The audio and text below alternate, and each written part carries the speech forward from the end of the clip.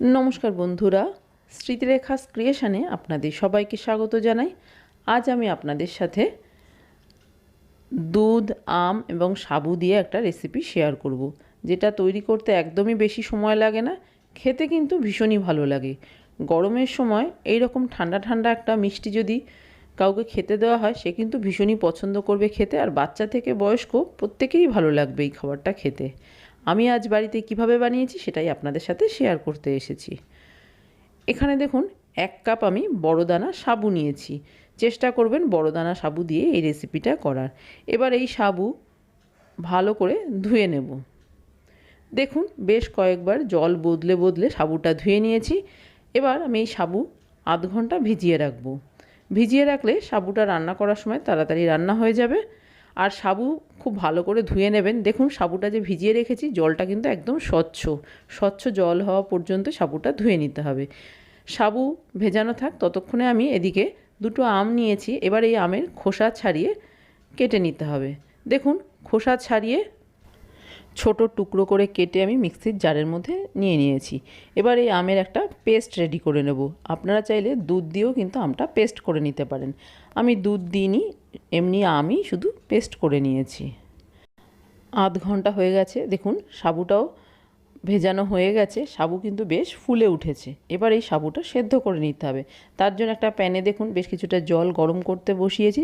এবার এই জলের মধ্যে ভিজিয়ে রাখা সাবুটা দিয়ে দিলাম। নেড়ে চেড়ে সাবুটা সেদ্ধ করে নেব। খুব বেশি সময় লাগবে না সাবু সেদ্ধ হতে, যেহেতু সাবুটা ভেজানো ছিল সেই জন্য চটপট সেদ্ধ হয়ে যাবে। দেখুন সাবু সেদ্ধ হয়ে গেছে। এবার এই সাবু আমি একটা স্ট্রেনারের ওপরে ঢেলে দিয়ে সাবুর এক্সট্রা জলটা ঝরিয়ে নেব। সাবু রান্না করে কিন্তু রেখে দেবেন না, তাহলে সাবুটা জমাট বেঁধে যাবে। তাহলে যে মিষ্টিটা তৈরি করতে চাইছি সেটা কিন্তু আর ভালো তৈরি হবে না। এবার জল দিয়ে ভালো করে সাবুটা ধুয়ে নিচ্ছি। সাবুটা ঠান্ডাও হয়ে যাবে আর সাবুটা খুব ভালো মতো ধুয়ে নেওয়া হয়ে গেল। এবার একটা বড় বাটি নিয়ে নিয়েছি। বাটির মধ্যে প্রথমে আমের পেস্টটা দিয়ে দিলাম। এবার এর মধ্যে এক এক করে সব কিছু দিয়ে দেব। দিয়ে দিচ্ছি দুধ। এই দুধটা আমি আগেই ভালো করে জাল দিয়ে ঠান্ডা করে নিয়েছি। অবশ্যই দুধটা কিন্তু আগে জাল দিয়ে নেবেন এবং দুধটা যেন সম্পূর্ণ ঠান্ডা হয়। এবার এর মধ্যে দিয়ে দিচ্ছি কনডেন্স মিল্ক। আমি এখানে কনডেন্স মিল্ক দিচ্ছি। আপনাদের কাছে কনডেন্স মিল্ক না থাকলে আমের সাথে আপনারা চিনিও পেস্ট করে নিতে পারেন। আমি প্রথমে হাফ কাপ কনডেন্স মিল্ক দিলাম, যদি প্রয়োজন হয় পরে আবার দেব। যেহেতু আমগুলো খুবই মিষ্টি সেই জন্য কমই দিলাম কনডেন্স মিল্ক। এবার দিয়ে দিলাম সেদ্ধ করে রাখা সাবু। ভালো করে নেড়ে চেড়ে দিচ্ছি। আরও একটু কনডেন্স মিল্ক আমি দিয়ে দিলাম, মিষ্টিটা একটু কম হয়েছে। এখানে আমি 1 কাপ কনডেন্স মিল্ক দিলাম। এবার কিছু আমের টুকরোও দিয়ে দিচ্ছি এর মধ্যে।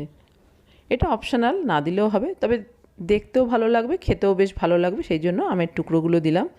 এই অবস্থাতেই ফ্রিজের মধ্যে 2 থেকে 3 ঘন্টা রেখে সম্পূর্ণ ঠান্ডা করে নেব। দেখুন 3 ঘন্টা হয়ে গেছে।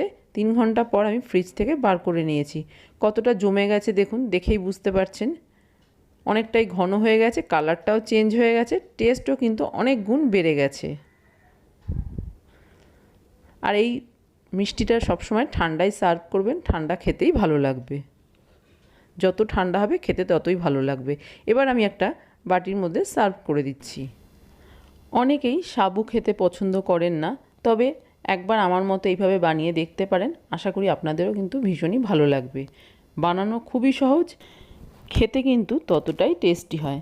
বাড়িতে আসা অতিথিকেও কিন্তু আপনারা এই মিষ্টিটা দিতে পারেন। আশা করি তাদেরও ভীষণই ভালো লাগবে। তৈরি হয়ে গেছে আমার আজকের রেসিপি। ভীষণ সহজ, চটপট হয়ে যায়, খেতে তো অসাধারণ লাগে। শুধুমাত্র সার্ভ যখন করবেন অবশ্যই ঠান্ডা সার্ভ করবেন।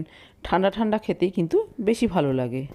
আমার আজকের এই রেসিপি যদি আপনার ভালো লেগে থাকে তাহলে আপনিও বাড়িতে একবার তৈরি করে দেখতে পারেন। আর ভালো লাগলে একটা লাইক, শেয়ার, কমেন্ট অবশ্যই করবেন।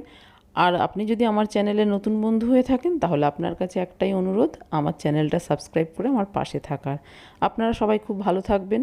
আপনাদের সাথে আমার আবার দেখাবে অন্য কোনো নতুন ভিডিওতে, নতুন কোনো রেসিপির সাথে।